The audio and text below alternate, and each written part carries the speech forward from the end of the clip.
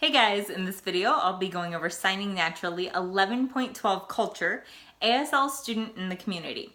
So first I want to review a couple of the things that you've learned through ASL 1 in the Communicating with Others section of your book.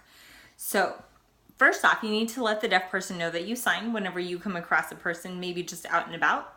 You need to avoid spoken English or using your voice without relaying the information in ASL. So this goes if you're hanging out with a friend who's deaf, if you are at a deaf event, if you have a deaf student in your class, something like that. Okay, any of the reasons that you would be around a deaf person. And third, you need to let the deaf person set the communication mode. So that may be signing or gesturing, writing or typing, using a third person or intermediary, or they may choose speaking and lip reading, or listening and you mouthing the words, or just speaking, okay? So in the first example that we're given is a coffee shop and the deaf person goes up to order and the barista isn't understanding even though the deaf person is really trying to gesture and explain everything. And in the first version, then the ASL student just walks up and tells the barista what the order is for the deaf person that they're explaining, rather than leaving that up to the deaf person. In the second clip, then the ASL student goes up and taps the deaf person on the shoulder and says, "Hi, I'm an ASL student. I sign a little bit. Would you like me to help you?" And he politely declines and says no, and goes back to talking with the barista and ends up asking for a piece of paper to write down his order and having a smooth transaction from there. So what the deaf community prefers, that the Signing Naturally video is showing, is that if you see a deaf person out, then they don't necessarily need help. They get along just fine in their everyday life. And so you do want to remember that and be respectful of that.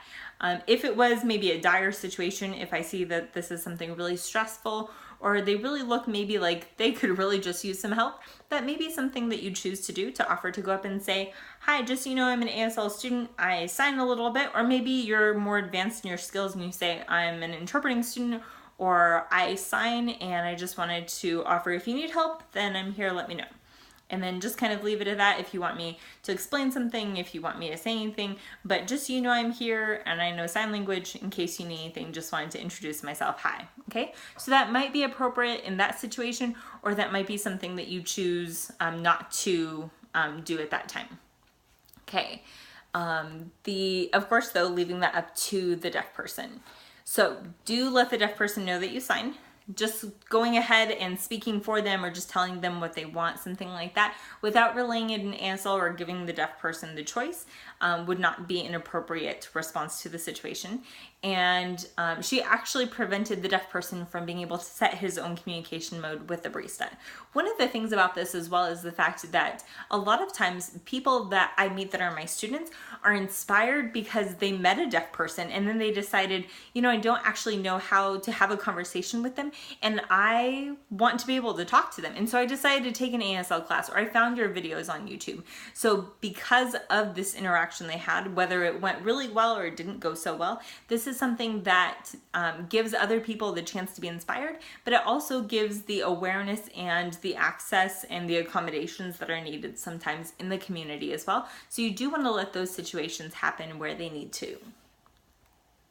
Okay, the next one that we see is at the gallery. So this is maybe like a deaf event or somewhere that there's lots of deaf people signing. At any rate, there are deaf people in the area and they are signing. Everyone is signing. So the first clip is the ASL students or hearing people who are there are choosing to sign at the event. So everyone else is signing, or there are other signers at least, and so they're going to sign to be respectful, to keep open access for communication. In the second clip, then even though other people are signing, maybe not everyone, but other people are signing, then they're choosing to stand off to the side and have a spoken conversation, not giving access of communication to anyone who's around that's deaf. So the difference between these is that it's impolite to not sign and just speak in the presence of a deaf person. So if you needed to, you could always speak and then sign, or sign and then speak. Most people aren't a fan of simultaneous communication, simulcom as it's often called, where you're talking and signing at the same time, but in some situations that works as well, as long as you're able to maintain functional communication in both languages. A lot of times one language will suffer because both cannot be kept at the same time. And so if you are in a event or a place where there are other deaf people, even just one, then you do want to be respectful of the fact that you can sign and you can have that open communication with them. So to the best of your ability, then sign. Even if you can't catch it all, even if you can't keep up with everything, do your best to sign and include them in the conversation, or at least give them access to the communication when possible. And that shows respect and courtesy to the deaf community. If a student is at a deaf event or in the presence of a deaf person and they need to tell another hearing person something, maybe someone like a family member or friend who came with you, or someone who's just not skilled enough to be able to sign, there are other options for communication. So you could do some of the things that we've learned throughout the class, the pointing, gesturing, maybe using the opposites, or signing, categories. There's lots of different things you could do to describe something or to act it out, all of these different ways. And if worse came to worse, or you needed to step outside and take a phone call or something like that, do step outside the event or go somewhere else off to the side where you're not immediately with deaf people, or choose to let the deaf person know that you're going to explain that to them. Then turn on your voice just for that part. If they allow it at the event, sometimes that's considered rude anyway, so you would need to just leave and then come back in. But you may just be able to explain that to the person and then go back to signing, then everyone's caught up on that. But do try and utilize those other methods. If you are bringing someone to a deaf event or to be around other deaf people who doesn't sign, make sure that they know ahead of time that using your voice around deaf people is considered very rude if you have the ability to sign. So you won't be using your voice, you will only be signing at the event. And so that's also what's expected of them, so that there is the open communication. Even when you're talking to each other, you should use your voice very sparingly, or pretty much only when necessary, or not at all if you can avoid it.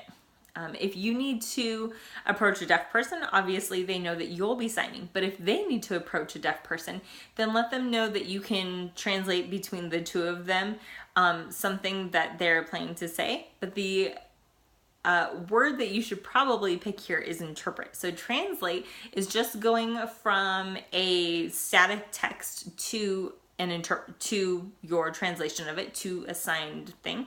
But interpreting would actually be between something that's live or something that can change. So it would be called interpreting, even though most people actually call it translating. So you would be interpreting between the two to the best of your ability. And you do want to let them know as well that there may be times when you're involved in an extended conversation that you're enjoying talking to someone, so you're going to be engaged, you are going to be keeping that eye contact with them, and that they shouldn't consider it rude if you don't immediately relay all of the information. It might take you a minute to figure everything out, to be able to understand the concept that they're explaining, especially if it's at a more advanced level than your skills are, or it takes you a little bit longer, or maybe you just need to find out the whole story before you begin relaying the information. So do let them know to be patient for that as well. So there you go. That's all of the information for 11.12. Bye.